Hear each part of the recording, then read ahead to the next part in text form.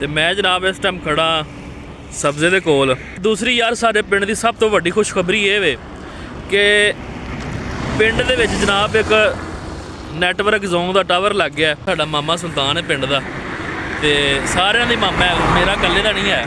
Sir ਜੀ ਠੀਕ ਹੋ? ਅਲਹਮਦੁਲਿਲਾ। ਅੱਛਾ, ਮੈਂ ਸੁਣ ਕੇ ਆਇਆ ਉੱਥੋਂ ਸੀਮਾ ਫ੍ਰੀ ਚੱਲ ਰਹੀਆਂ ਨੇ ਜ਼ੋਨ ਬਿਲकुल ਦੀਆਂ फ्री भाजी। ਤੇ ਨੈਟਵਰਕ ਬਾਰੇ ਕੀ ਖਿਆਲ बड़ा ਹੈ? अच्छा नेटवर्क चलता है। मुनफरिद, दिलचस्प और हैरत अंगेज वीडियोस देखने के लिए पंजाब टीवी को सब्सक्राइब करें और बेल आइकन को क्लिक करें। अस्सलाम वालेकुम, की हाल है सारे दोस्तों ने जनाब? ठीक ठाक हो, उम्मीद करना खैर वाफियत नाल होवोगे। अच्छा यार, अज मौसम बड़ा खूबसूरत जनाब, हसीनो जमील धुप निकली तो मैं आख्या जनाब पिंड दा वैदर जनाब सारे दोस्तां के शेयर करा। तो मैं जनाब मेन रोड ते खड़ा वां ते काफ़ी दोस्तां दी फरमाइश भी सी कि जनाब तुसी पिंड दे सेंटर च रह के एक वीडियो बनाओ, अपलोड करो, असीं पिंड दा जनाब माहौल वेखना। ते मैं जनाब इस टाइम खड़ा सब्ज़े दे कोल ते यह जनाब मेन रोड है।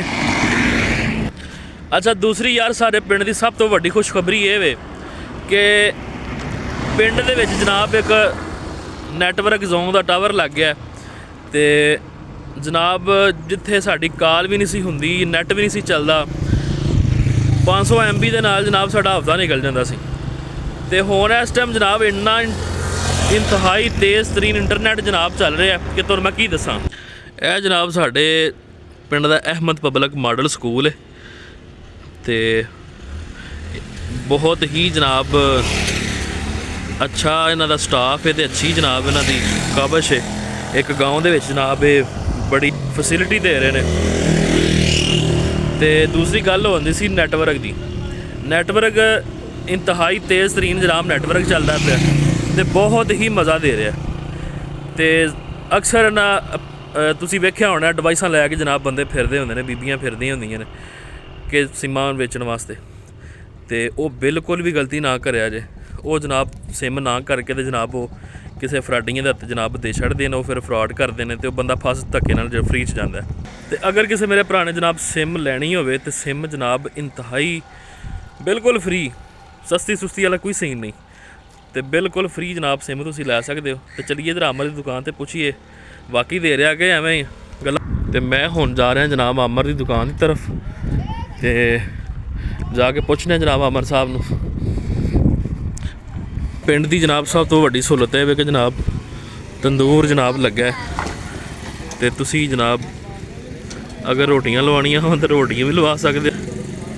अच्छा, यह जनाब पिंड दा तंदूर है तो बहुत वड्डी फैसिलिटी जनाब सहूलत है। अच्छा भाजी, अपना किदन दा काम शुरू किया तुहां? 2 महीने हो गए ने। बेहतरीन जनाब, कमाल की जनाब रोटी बनाते हैं जनाब। नाल कोई सालन शालन भी चाहिए हो तो भी मौजूद है। तो मैं जनाब पहुँच आया मलक अमर नवी की दुकान पर तो पुछने यार वाकई सिमा फ्री देंदे पे ने कि एवें बस गल्लां बातां ही ने।